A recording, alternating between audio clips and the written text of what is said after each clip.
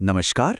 दिल्ली के दिल में एक ऐसा किला है जो सिर्फ पत्थरों का ढेर नहीं है, बल्कि इतिहास और अनगिनत रहस्यों की परतों में लिपटा हुआ है। ये बस एक खंडहर नहीं, बल्कि एक ऐसी जगह है जहां विश्वास और अनदेखी दुनिया दोनों एक हो जाते हैं। हम सब ने जिन्नों के बारे में किस्से कहानियों में सुना है ना? कि वो आग से बनी एक पैरानॉर्मल शक्ति होते हैं।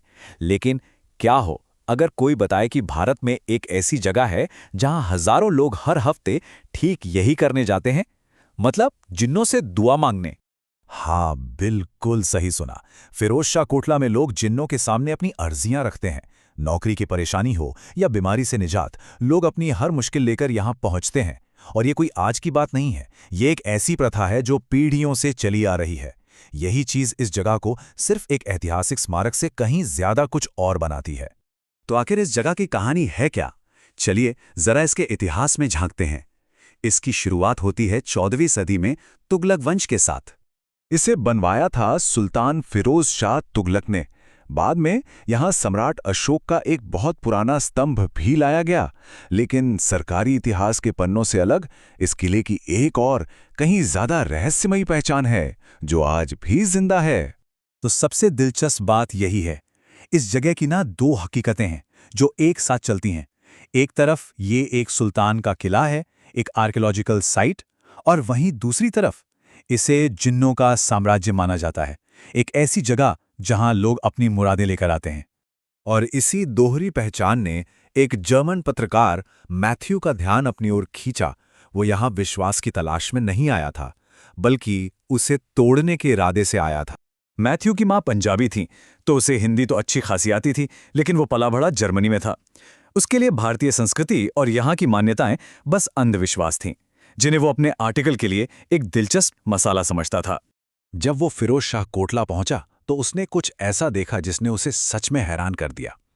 हिंदू और मुसलमान दोनों एक ही जगह पर एक ही अनदेखी शक्ति से दुआ मांग रहे थे।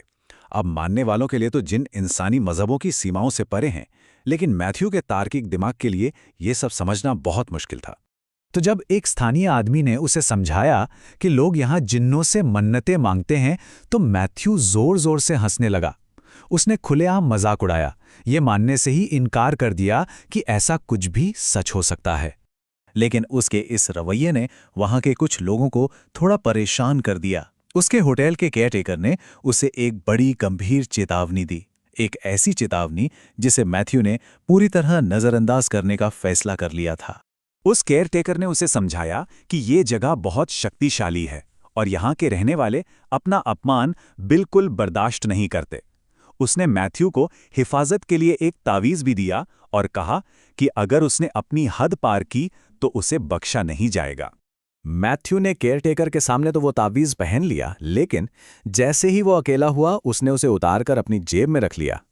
ये उसके अविश्वास और कह सकते हैं अहंकार का प्रतीक था।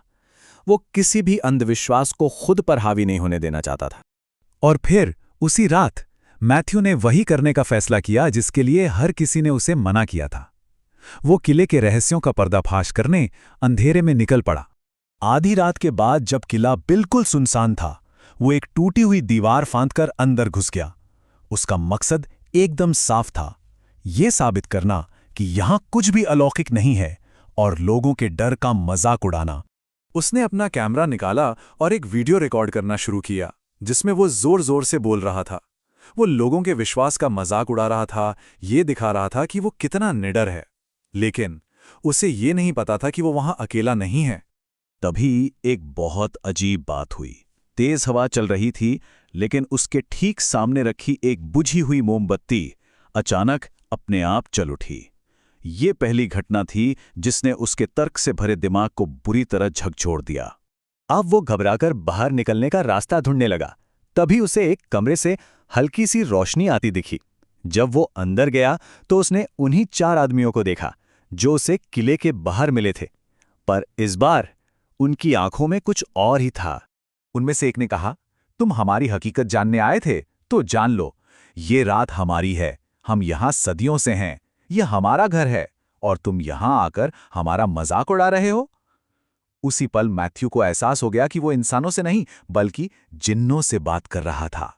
वो चीखते हुए भागा, लेकिन वो जहां भी देखता, हर खंबे पर उसे एक खामोश साया बैठा हुआ नजर आता जो बस उसे घूर रहा था। बाहर निकलने का जो रास्ता था वो अब बंद हो चुका था। वो पूरी तरह से फंस गया था।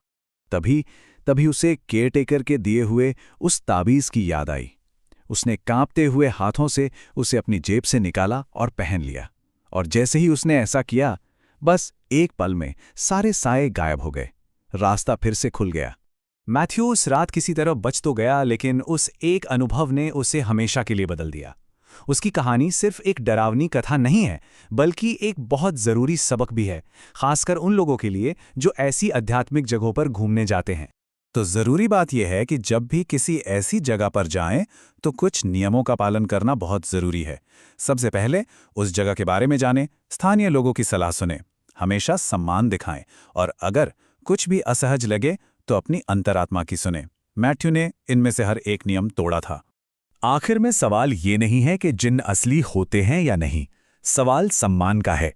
मैथ्यू की कहानी हमें बस ये याद दिलाती है कि जब हम किसी ऐसी जगह पर कदम रखते हैं जहां लोगों की गहरी आस्था जुड़ी हो, तो हमें अहंकार के साथ नहीं बल्कि विनम्रता के साथ जाना चाहिए।